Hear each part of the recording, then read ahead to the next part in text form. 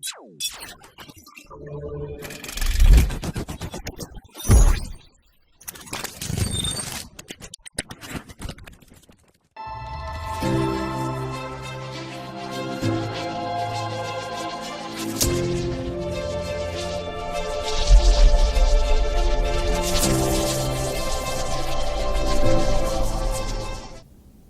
தொலைக்காட்சியின் அன்பு நேயர்கள் அனைவருக்கும் வணக்கம். புத்தகம் பேசுகிறது நிகழ்ச்சி வழியாக மீண்டும் உங்களை சந்திப்பது மிக்க மகிழ்ச்சி. இன்றைய நாளின் ஆசிரியர் அருள்முனைவர் ஒய்ஸ்லின் சேவியர் அவர்களையும் மாதா தொலைக்காட்சி நேயர்கள் சார்பாக அன்போடு வருக வருக என வரவேற்கிறேன். வணக்கம் ஃபாதர். வணக்கம். மாதா தொலைக்காட்சி குழுமத்திற்கும் நேயர் பெருமக்களுக்கும் அன்பான வணக்கங்களை உரித்தாக்கிக் கொள்ளுகின்றேன். கற்களை ஒளிகள் சிற்பமாக்குவது போல மனித வாழ்வை மேன்மைப்படுத்துவதும் அழகுபடுத்துவதும் சிறந்த புத்தகங்களாக இருக்கின்றன. அந்த வகையிலே இன்று நாம் பார்க்க போகிற புத்தகம் சிறிதினும் பெரிது கேள். நிகழ்ச்சிக்குள் செல்வதற்கு முன்பாக ஆசிரியரை பற்றி ஒரு சிறிய காணொளி காண்போமா? அருள்முனைவர் ஒய்ஸ்லின் சேவியர் குழித்துறை மறைமாவட்ட அருட்பணியாளராகிய இவர் மார்த்தாண்டம் அருகில் வெள்ளிக்கோடு என்கிற கிராமத்தில் திரு எலியாஸ் திருமதி ராஜம் தம்பதிகளின் மகனாக பிறந்தவர். 3 மூத்த சகோதரர்கள், 3 இளைய சகோதரிகள் என 6 உடன் பிறந்தவர்களின் மத்தியில் பிறந்த அன்பு குழந்தை. சிறு வயது முதலே சமூக சேவையில் ஆர்வம் கொண்ட இவர் அருட்பணியாளராக வேண்டும் என்கிற முனைப்பில் குருமடத்தில் சேர்ந்து 2002ஆம் ஆண்டு ஏப்ரல் 7ஆம் நாள் குருவாக திருநிலைப்படுத்தப்பட்டார்.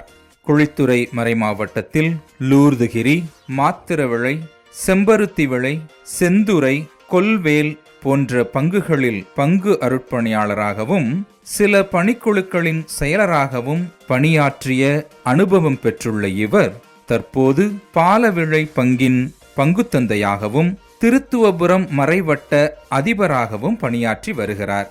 இதழியல், மொழியியல் ஆகியவற்றில் முதுகலை பட்டமும் தமிழில் முனைவர் பட்டமும் பெற்றுள்ள இவர் இதுவரை 10க்கும் மேற்பட்ட நூல்களை படைத்துள்ளார். மறைமாவட்ட பத்திரிகையான புதிய தேடலின் ஆசிரியராகவும் பணியாற்றி இருக்கிறார். அருள்பணி வாழ்வில் 23 ஆண்டுகளை கடந்துள்ள தந்தையின் வாழ்வும் பணியும் சிறக்க மாதா தொலைக்காட்சி வாழ்த்துகிறது. அவரது புதிய படைப்பை இறைமக்களோடு பகிர்ந்து கொள்ள அன்போடு வரவேற்கிறது. என்ன நேயர்களே, ஆசிரியருடைய பின்புலம் குறித்து நாம் அறிந்து கொண்டோம்.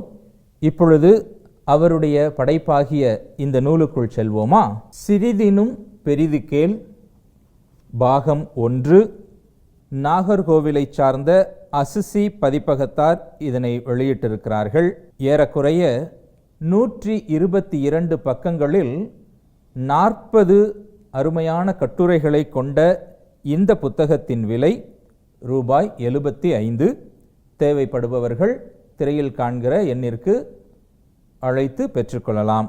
மனிதத்தை சிதைக்கும் மிருக எண்ணம் கொண்டவர் கையில் விளிம்பு நிலை மக்கள் சிக்கிக் கதறும்போது அந்த அழுகுரலை ஆண்டவர் கேட்கிறார் என்கிற முதல் கட்டுரையாக தொடங்கி 21ஆம் நூற்றாண்டில் மனிதன் தன் சாதனை படைப்புகளாகிய அறிவியல் கண்டுபிடிப்புகள் மகத்துவத்தின் உச்சத்தில் நிற்கின்ற பொழுது அவன் ஆணவத்தை நொறுக்கி உறவுகளே உன்னதமானது என்பதை உணர்த்திய கொரோனா தொற்று நோய்க்கு காரணமான நுண்ணுயிரியை குறித்த கட்டுரை 40வது கட்டுரையாக இருக்கிறது. மனிதனின் அழுகுரலை கேட்கிற இறைவன் என்பதிலிருந்து மனிதன் மறந்து போன தன்னுடைய உறவுகளை மீட்டெடுத்து கொடுத்த நுண்ணுயிரி என்பதாக 40 முத்தான கட்டுரைகள் ஆன்மீகம், அரசியல், பொருளாதாரம், சமூகம், இயற்கை, தத்துவம் என்று பலதரப்பட்ட தலைப்புகளையும் தொட்டு ஆசிரியர் அவர்கள் வழங்கியிருக்கிறார்கள். ஆகவே நேரடியாக நாமும் இப்பொழுது கட்டுரைகளுக்கு செல்வோம். செல்வதற்கு முன்பாக சிறிதினும் பெரிது கேள் பாகம் 1 என்று முதல் பாகமாக அதை கொடுத்திருக்கிறார்கள். ஃபாதர், சிறிதினும் பெரிது கேள், இந்த தலைப்பினுடைய அர்த்தம், அது உருவான பின்னணி, இதை குறித்து சொல்லுங்களேன். சிறிதினும் பெரிது கேள்.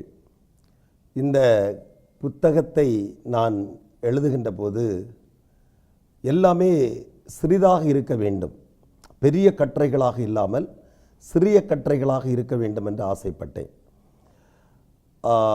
ஆசைப்பட்டது மட்டுமல்ல, இதற்கு பெயர் கொடுக்கின்ற போது என்ன பெயரை இதற்கு சூட்டலாம் என்று நினைத்து கொண்டிருந்த போது பல சிந்தனைகள் என்னுடைய உள்ளத்திலே எழுந்தன.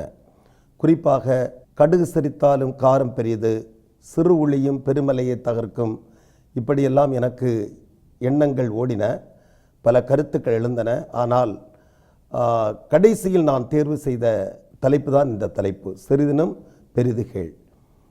இதனுடைய பின்னணி என்று சொல்லுகின்ற போது சிறிய கட்டுரைகள் ஆனால் நல்ல கருத்துக்கள் வளம் நிறைந்ததாக இருக்கிறது, எல்லா கட்டுரைகளும் இருக்கின்றன என்று என்னுடைய நண்பர்கள் சிலர் வாசித்துவிட்டு சொன்னார்கள். மிகவும் அற்புதமாக இருக்கிறது, எனவே நல்ல பெயரை நீங்கள் வைக்க வேண்டும் என்று சொன்னார்கள். எனவே சிந்தித்து கொண்டிருக்கிற போதுதான் சிறிதினும் பெரிது கேள் என்கிற இந்த தலைப்பு ஏற்றதாக இருக்கும், நன்றாக இருக்கும், கவித்துவமாக மட்டுமல்ல இலக்கிய நயத்தோடு இருக்கும் என்பதற்காகத்தான் சிறிதினும் பெரிது கேள் என்கிற இந்த அவ்வை பாட்டியினுடைய தலைப்பை தேர்வு செய்தேன். ரொம்ப ரொம்ப அழகாக சொல்லியிருக்கிறீங்க சாமி. வாசிக்கின்ற பொழுதும் எப்படி வள்ளுவர் பெருந்தகை அவர்கள் சுருக்கமான வரிகளில் மிகப்பெரிய காரியங்களை சொல்லியிருக்கிறாரோ, அதுபோல ஒவ்வொரு கட்டுரையும் 2 அல்லது 2.5 பக்கங்களுக்குள் நீங்கள் முடித்திருந்தாலும் ஆழமான கருத்துக்களை சொல்லியிருக்கிறீங்க, பல்வேறு தலைப்புகளை தொட்டிருக்கிறீங்க. அதனால் இந்த தலைப்பு உண்மையிலேயே மிகச்சிறந்த ஒரு தலைப்பாக, அவை பாட்டியையும் நினைவு கூர்ந்து தமிழ் பின்னணியோடு உள்ள ஒரு தலைப்பாக இருப்பது மிகச்சிறப்பான ஒன்று. அழுகுரலை கேட்கின்ற ஆண்டவர் என்று கட்டுரை தொடங்கி நுண்ணுயிரிகள் என்று கட்டுரைகள் முடிகிறது. நான் வாசித்த விதத்தில் நீங்கள் பல காரியங்களை தொட்டிருக்கிறீர்கள், அதனால் சில தலைப்புகள் வழியாக நான் பிரித்து வச்சிருக்கிறேன். அந்த வகையில் முதலில் தலைப்பாக நம்ம மொழியை எடுத்துக்கொள்வோம். மொழி, உங்களுடைய மொழி பற்று, குறிப்பாக நமது தாய்மொழி தமிழ் மீது கொண்டுள்ள ஆர்வத்தை அந்த கட்டுரைகள், மொழியை குறித்து ஏறக்குறைய 3 கட்டுரைகள் நேரடியாக இதில் பேசுகின்றன. 3வது கட்டுரை தமிழ் பேச்சு உயிர் மூச்சு. 9வது கட்டுரை தமிழ் படித்தவர் தாழ்ந்தவரும் அல்ல, ஆங்கிலம் படித்தவர் அறிவாளியும் அல்ல. பிறகு 30வது கட்டுரை தமிழுக்கு நிறம் உண்டு, தமிழனுக்கு குணம் உண்டு. இந்த கட்டுரைகளில் உங்களுடைய அந்த மொழி பற்றி எவ்வாறு வெளிப்படுகிறது, நீங்களே ஒவ்வொரு கட்டுரையாக கூட நாம் பார்க்கலாம்.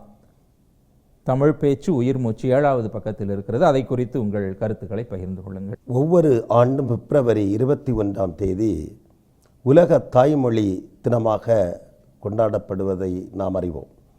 நாம் எல்லோருக்குமே தெரியும். ஒவ்வொருவருக்கும் தங்களது மொழியானது பெற்றெடுத்த தாயை போன்றது தான். 2வது கருத்து இருக்க முடியாது என எண்ணுகிறேன். எனவே நான் நேசிக்கின்ற அல்லது நான் பேசுகின்ற, நான் சார்ந்திருக்கக்கூடிய மொழி தமிழ். தமிழ் பேச்சு என்னுடைய உயிர் மூச்சு என்பதை மறக்கவே முடியாது. ஏனென்றால், ஏன் அப்படி எழுதியிருக்கிறேன் என்று சொன்னால், என்னை வெளிப்படுத்த வேண்டும் என்றால், என்னுடைய ஏக்கம், கவலை, துன்பம், மகிழ்ச்சி இவற்றையெல்லாம் வெளிப்படுத்த வேண்டும் என்று சொன்னால் அந்த தாய்மொழியில்தான் முடியுமே தவிர, மொழியில்தான் நன்றாக அதை வெளிப்படுத்த முடியுமே தவிர இன்னொரு மொழியால் அல்ல என்பதற்காகத்தான் தமிழ் பேச்சு உயிர் மூச்சு என்பதை நான் சுட்டி காட்டியிருக்கிறேன். கண்டிப்பாக மற்ற மொழிகள் நமக்கு அறிவாக வழங்கப்படுகிறது, ஆனால் நமது தாய்மொழி என்பது நம்முடைய உணர்வோடு கலர்ந்தது. அந்த ஒரு பின்னணி நம்முடைய வாழ்வியல் பின்னணியை சொல்லக்கூடியதாக இருக்கிறது. அந்த விதத்தில் பார்க்கிற பொழுது தமிழ் மொழியினுடைய அவசியம், நம்முடைய பண்பாட்டு பின்னணி, இதில் ரொம்ப அழகாகவும் சொல்லியிருக்கிறீங்க. நம்முடைய அந்த தமிழ் மொழிக்கான பண்புகள் 16 பண்புகள் இருக்கிறது என்பது இலக்கிய பின்னணியிலிருந்து சொல்லியிருக்கிறீங்க. தொன்மை, முன்மை, எளிமை, ஒன்மை, இளமை, வளமை, தாய்மை, தூய்மை, செம்மை, மும்மை, இனிமை, தனிமை, பெருமை, திருமை, இயன்மை, வியன்மை என அந்த 16 சிறப்புகள் பண்புகளை தமிழ் மொழிக்கு இருக்கிறது என்பதை நீங்கள் அழகாக சுட்டி காட்டியிருக்கிறீர்கள். ஆனால் நடைமுறையில் இன்றைக்கு இருக்கிற யதார்த்தத்தில் தமிழ் மொழியில் படிப்பதை விட ஆங்கில வழிக் கல்விதான் மிகச் சிறந்தது என்று நம்முடைய பெற்றோர்கள் உள்ளத்திலும் பதிய வைத்திருக்கிறார்கள். நீங்கள் அதையும் தான் அந்த கட்டுரையில், அந்த 9வது கட்டுரையிற்கான தலைப்பு அதைத்தான் சொல்லியிருக்கிறீங்க. தமிழ் படித்தவர் தாழ்ந்தவரும் அல்ல, ஆங்கிலம் படித்தவர் அறிவாளியும் அல்ல. இன்றைய சூழலில் பெற்றோர்களுடைய மனநிலை இவ்வாறு இருக்க நீங்கள் உங்களுடைய கருத்தாக என்ன பதிவிடுகிறீர்கள்? தமிழ் மொழி என்றுமே சாகாத ஒரு மொழி. இதில் நிச்சயமாக மாற்று கருத்து இருக்க முடியாது என்பது உண்மை. ஏனென்றால் செம்மொழியாக இன்று உயர்ந்து உலக அளவில் சிறந்து விளங்குவது தமிழ் மொழி. எனவே ஒரு காலகட்டத்தில் ஒரு சமூகத்தை அழிக்க வேண்டுமென்றால், அல்லது ஒரு இனத்தை அழிக்க வேண்டும் என்று சொன்னால், ஒரு குலத்தை அழிக்க வேண்டும் என்று சொன்னால் மொழியில் கை வைத்தால் போதும்.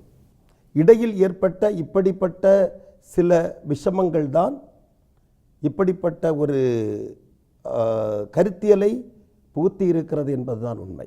மேலே இருந்து வாரதெல்லாம் நல்லது, இங்கே உள்ளதெல்லாம் மோசமானது. இந்த ஒரு கருத்தியல் நிச்சயமாக ஏற்றுக்கொள்ள முடியாத ஒன்று. நம்மிடம் இருப்பது எல்லாமே அழகானது, அற்புதமானது. ஆனால் இன்றைய காலகட்டத்தில் பிள்ளைகளுடைய மனதில் புகுத்துவது என்னவென்று சொன்னால், ஆங்கிலம்தான் அறிவுமிக்கது. மிக முற்றிலுமான தவறான ஒரு கருத்தியல். எனவே இன்றைய காலகட்டத்தில் நாம் பிள்ளைகளுக்கு தமிழை சொல்லிக் கொடுக்க வேண்டியது பாலை ஊட்டுவதைப் போல, கிளிக்கு உணவை கொடுப்பதைப் போல பிள்ளைகளுக்கு இந்த தமிழ் மொழியை கற்றுக் கொடுத்தே ஆக வேண்டும். ஏனென்றால் தமிழ்தான் நின்று வாழும் என்பது உண்மை. கண்டிப்பாக சாமி. ஆனால் இன்றைக்கி இருக்க பெற்றோர்கள், குறிப்பாக கல்வியலாளர்கள் சொல்வது என்னென்னா, ஆராய்ச்சி படிப்புகளுக்கு செல்லுகிற பொழுது, குறிப்பாக மருத்துவம் சார்ந்து அல்லது இந்த பொறியியல் சார்ந்த ஆராய்ச்சி படிப்புகளுக்கு செல்லுகிற பொழுது அந்த நூல்கள் எல்லாம் நமது தமிழில் இல்லை, அவை ஆங்கிலத்திலோ அல்லது வேறு மூல மொழிகளிலோ இருக்கிறது. ஆகவே கண்டிப்பாக குறைந்தபட்சம் ஆங்கிலத்தில் படித்தால்தான் உயர்கல்வி ஆராய்ச்சி படிப்புகளுக்கு அது கண்டிப்பாக தேவையாக இருக்கும் என்கிற ஒரு எண்ணமும் இருக்கிறது. சரியானதுதான். கட்டாயமாக படித்தே ஆக வேண்டும். எவ்வளவு மொழிகள் படித்தாலும் அது நல்லது தான். ஆனால் தமிழ் மொழி, தங்களுடைய தாய்மொழியை நிச்சயமாக விட்டுவிட்டு இன்னொன்று தான் நல்லது என்பதை என்னால் ஏற்றுக்கொள்ள முடியவில்லை. அதில் மிக தெளிவாக நான் இருக்கிறேன். ஏனென்றால் சொந்த தாய் இருக்கிற போது இன்னொரு தாயை பார்த்து தாய் என்று அழைத்தாலும் தாய் தான்.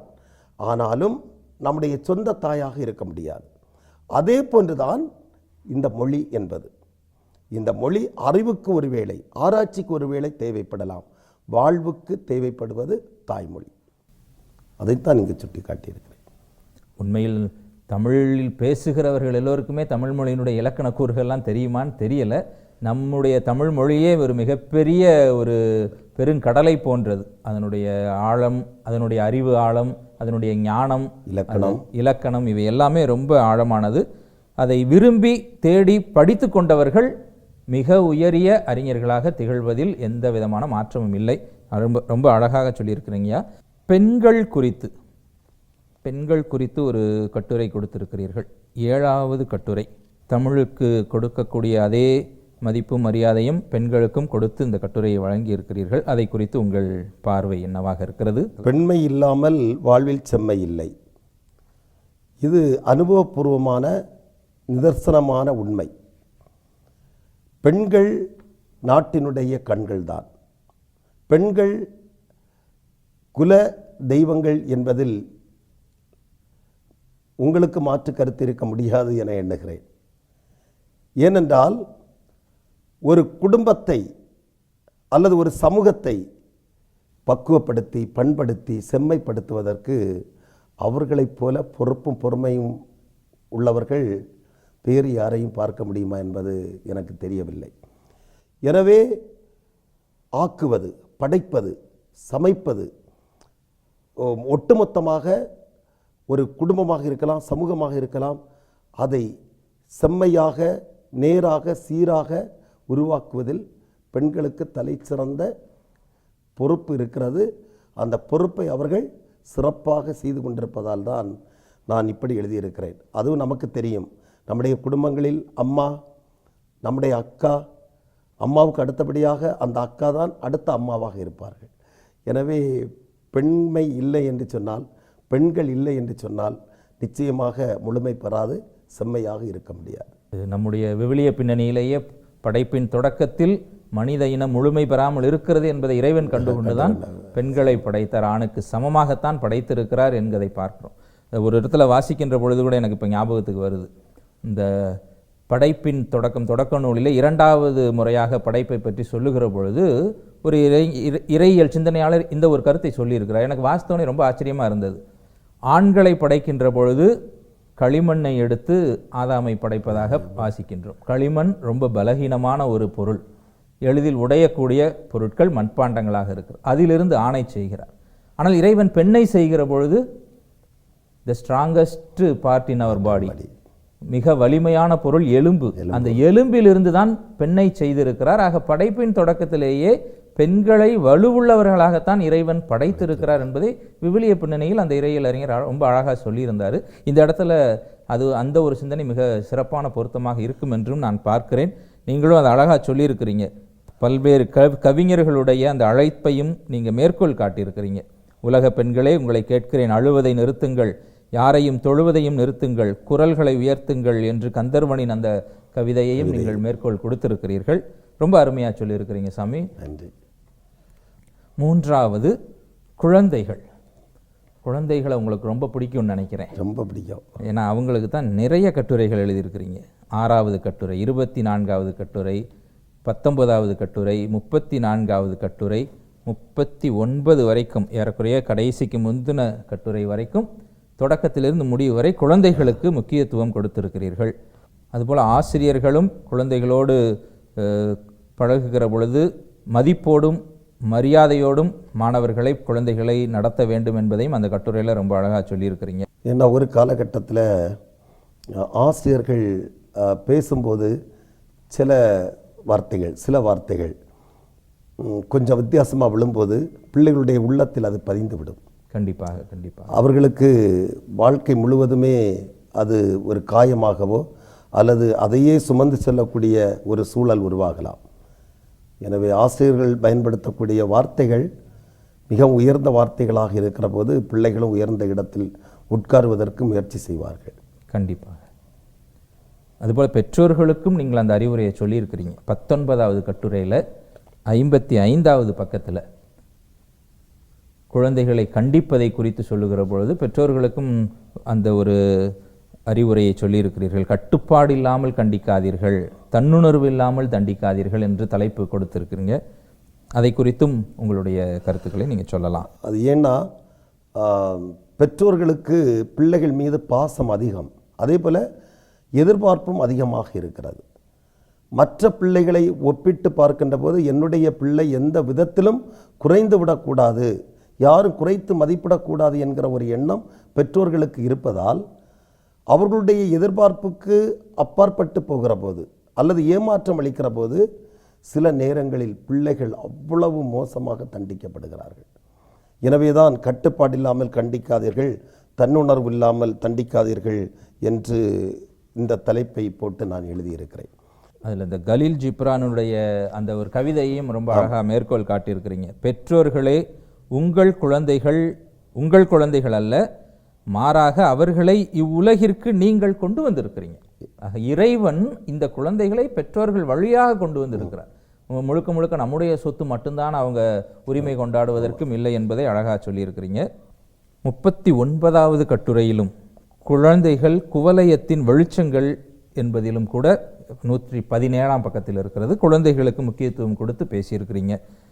குழந்தைகளுடைய அந்த கற்றுக்கொள்ளக்கூடிய ஆர்வம், அவர்களுக்கு இருக்கக்கூடிய ஆற்றல், இவற்றோடு சேர்ந்து கடைசியாக அந்த பச்சிளம் குழந்தைகள் மீது நிகழ்த்தப்படக்கூடிய பாலியல் வன்கொடுமைகளையும் சுட்டி காட்டியிருக்கிறீங்க. ரொம்ப அருமையாக சொல்லியிருக்கிறீங்க. குழந்தைகள் அப்படின்னு சொல்கிறவங்க இந்த உலகத்தினுடைய சமூகத்தினுடைய வெளிச்சங்கள் மட்டுமல்ல, மகிழ்ச்சியின் ஆர்ப்பரிப்புகள். ஆனால் இந்த பச்சிளம் குழந்தைகள் பார்த்த உடனேயே கடவுளை பார்க்கின்ற ஒரு எண்ணம் தான் நமக்கு ஏற்பட வேண்டும். ஆனால் அவர்கள் இன்று ஒரு போகப் பொருளாக மோகப் பொருளாக பார்க்கப்படுகிறார்கள் என்றால் நிச்சயமாக அதை ஏற்றுக்கொள்ளவே முடியாது. அப்படிப்பட்டவர்களுக்கு சரியான தண்டனை வழங்குவதுதான் நியாயமாக இருக்க முடியும் என்று நான் நினைக்கிறேன். எனவே தான் அதை வருத்தத்தோடு நான் பதிவு செய்திருக்கிறேன். கண்டிப்பாக இன்று குழந்தைகளை பெண்களை பார்க்கக்கூடிய விதங்கள் மாறிக்கொண்டே இருக்கிறது. அதுக்கு காரணம் இன்னொரு விதத்தில் சொல்கிறாங்க, சமூகத்தில் இந்த போதை பழக்கங்கள் பெருகியதும் கூட இது அடுத்த கட்டமாக இது போன்ற ஒரு இழிநிலையை அதிகரித்து கொண்டு இருக்கிறதுக்கு காரணமாக இருக்குன்னு சொல்கிறாங்க. இது ஒட்டுமொத்தமாக மக்கள் அனைவரும் சேர்ந்து முன்னெடுக்க வேண்டிய ஒரு முயற்சியாகவும் இருக்கிறது. அதை நம்ம மறுக்கவே முடியாது. தனி மனித மாற்றம்தான் சமூக மாற்றத்திற்கு வழியாக அமையும். தனி மனித ஒழுக்கத்தை எல்லோருமே கற்றுக்கொள்ள வேண்டியது தேவையாக இருக்கிறது. இந்த தவக்காலத்தை குறித்து அருமையாக ஒரு சில கட்டுரைகள் கொடுத்திருக்கிறீர்கள். தவக்காலத்தில் தவம் இருக்கிறோம் ஆனால் திருந்தினோமா அப்படிங்கிற ஒரு கேள்வி 20வது கட்டுரை 58வது பக்கம். அந்த கட்டுரை அதிக விமர்சனத்திற்கு உள்ளானது என்று கூட நீங்கள் ஏற்கனவே சொல்லி இருக்கிறீர்கள். அதை குறித்து உங்களுடைய கருத்துக்களை சொல்லுங்கள். கடவுள் நம்முடைய கத்தோலிக்க திரு அவைக்கு கொடுத்த சில காலங்கள் அல்லது கொண்டாட்டங்கள், விழாக்கள் மிக அற்புதமானவை. அதில் பொதிந்திருக்கக்கூடிய அர்த்தங்கள், சாராம்சங்கள் ஏராளம். எல்லாவற்றையும் புதைத்து வைத்துவிட்டு இன்றைக்கு சடங்குத்தனமாக வெளிவேடமாக நாம் நிறைய விடயங்களை செய்து கொண்டிருக்கிறோம்.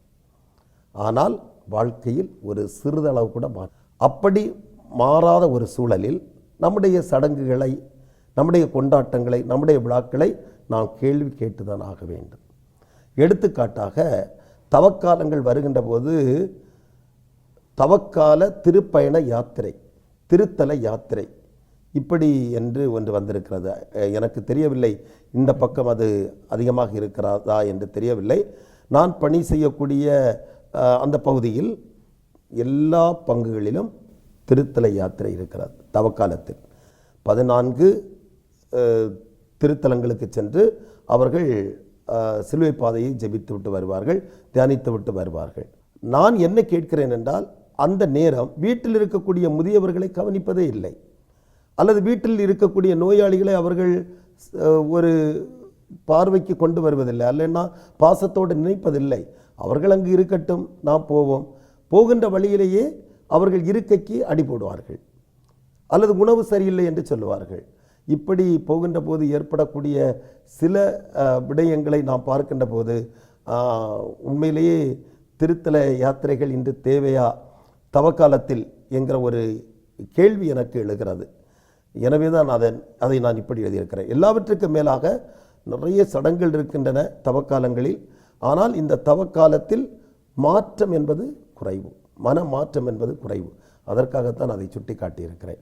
நாம் எடுக்கக்கூடிய முயற்சிகள், தவ முயற்சிகள் என்பது தனி மனிதத்திற்குள் ஒரு மாற்றத்தையும் சமூக உறவுகளில் ஒரு மாற்றத்தையும் கொண்டு வரணும் அப்படிங்கிற உங்களுடைய அந்த ஒரு மையக்கருத்து மிகச் சிறப்பான ஒன்று. அதே நேரத்தில் நம்ம இந்த மாதிரியான திருப்பயணங்களே தேவையில்லை அப்படின்னு கம்ப்ளீட்டாகவும் நிப்பாட்டிடவும் முடியாது இல்லைங்களா? ஏன்னா சில பயணங்கள் நமக்கு நிறைய காரியங்களை கற்றுக் கொடுக்கிறது. பயணம் செல்பவர்கள் தங்களுடைய அந்த குறுகிய வட்டத்திலிருந்து வெளியேறுவதற்கான நிறைய வழிகளை கொடுக்கிறது என்றும் பயண கட்டுரைகள் எழுதியிருக்கிற நிறையா பேர் சொல்லியிருக்கிறாங்க. பயணங்கள் புதிய காரியங்களை சொல்லுதுன்னு. திருத்தந்தை கூட இந்த ஜூபிலியை முன்னிட்டு திருத்தலங்களுக்கு திருப்பயணம் செல்லுங்கள், அப்படி செல்லுகிற பொழுது இந்த பரிபூரண பலன்கள் உண்டு என்கிற காரியத்தையும் வலியுறுத்தி சொல்லி இருக்கிறார். நோக்கத்திற்காக செல்வதை பற்றியோ, இல்லை என்றால் இப்போ வேளாங்கண்ணிக்கு போகிறாங்க, இடத்துவாய்க்கு போகிறாங்க, இல்லைன்னா பூண்டிக்கு போகிறாங்க, அதை பற்றி நான் சொல்லவில்லை. நிச்சயமாக சொல்ல வேண்டும், நம்முடைய பக்தி முயற்சிகளை நாம் காட்ட வேண்டும், எல்லாமே சரிதான். ஆனால் நான் சொல்வது தவக்காலத்தில் சரியான ஒரு மாற்றம் வராத வரைக்கும் இப்படிப்பட்ட திருத்தல யாத்திரையால் எந்த பயனும் இல்லை என்பதைத்தான் நான் சுட்டிக்காட்டி. கண்டிப்பாக வீட்டில் இருக்கக்கூடிய சொந்த பெற்றோர் முதியவர்களை கண்டுகொள்ளாமல் இருந்துவிட்டு தவ முயற்சிகள் மேற்கொள்வது பயனளிக்காது என்கிற அந்த ஒரு உண்மையை கண்டிப்பாக அதை நாம் ஏற்றுக்கொண்டு தான் ஆக வேண்டும். ரொம்ப அருமையாக சொல்லியிருக்கிறீங்க சாமி. சிறிதினும் பெரிது கேள் 40 கட்டுரைகள் சின்ன சின்ன கட்டுரைகளாக இருந்தாலும் ஒவ்வொரு தலைப்பிலும் ஆழமான சிந்தனைகளை ரொம்ப அருமையாக கொடுத்துருக்குறீங்க. இந்த அருமையான புத்தகத்தை வழங்கி இருக்கக்கூடிய உங்களுக்கு மாதா தொலைக்காட்சியின் சார்பாக எங்களுடைய வாழ்த்துக்களையும் பாராட்டுதல்களையும் தெரியப்படுத்துகிறோம். வாழ்த்துக்கள் சாமி. அதுபோல் இது பாகம் 1 தான். பாகம் 2ம் மிக விரைவில் வெளிவர உங்களுடைய எழுத்துப்பணி தொடர மீண்டும் ஒரு முறையாக உங்களை வாழ்த்துகிறோம். நன்றி ஃபாதர். அன்பு நேயர்களே, புத்தகம் பேசுகிறது என்னும் நிகழ்ச்சி வாயிலாக உங்களை சந்தித்தது மிக்க மகிழ்ச்சி. மீண்டும் ஒரு முறையாக இந்த புத்தகம் பேசுகிறது நிகழ்ச்சி வாயிலாக உங்களை சந்திக்கிறோம். அதுவரையில் உங்களிடமிருந்து விடைபெற்றுக் கொள்கிறோம். நன்றி, வணக்கம். நன்றி.